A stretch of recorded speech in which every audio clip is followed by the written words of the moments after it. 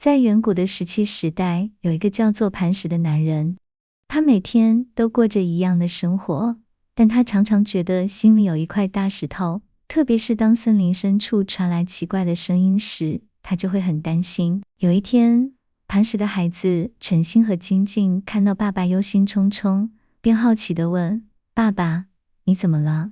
磐石叹了口气说：森林深处传来奇怪的声音，我担心有什么可怕的东西。晨星和精进很想去看看，但磐石很害怕，不让他们去。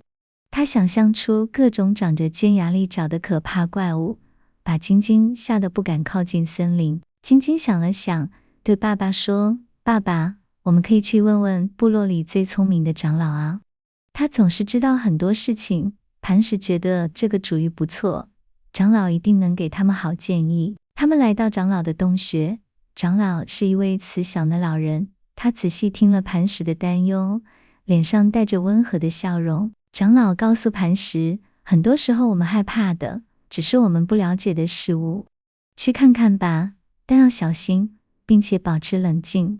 晨星听了，眼神中充满了期待。磐石虽然还是有点害怕，但他鼓起勇气，带着晨星和精进，小心翼翼地走进了森林。每走一步，他都仔细观察周围。他们越走越深，那些奇怪的声音也越来越清楚。原来，那是一群小恐龙在玩耍，他们用石头敲打树木，发出有趣的节奏，一点也不可怕。磐石松了一口气，他发现自己之前所有的担忧都是多余的。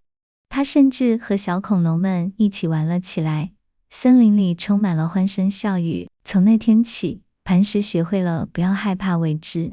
当他遇到不确定的事情时，他会先去了解或者寻求帮助。他和孩子们的生活也因此变得更加勇敢和精彩。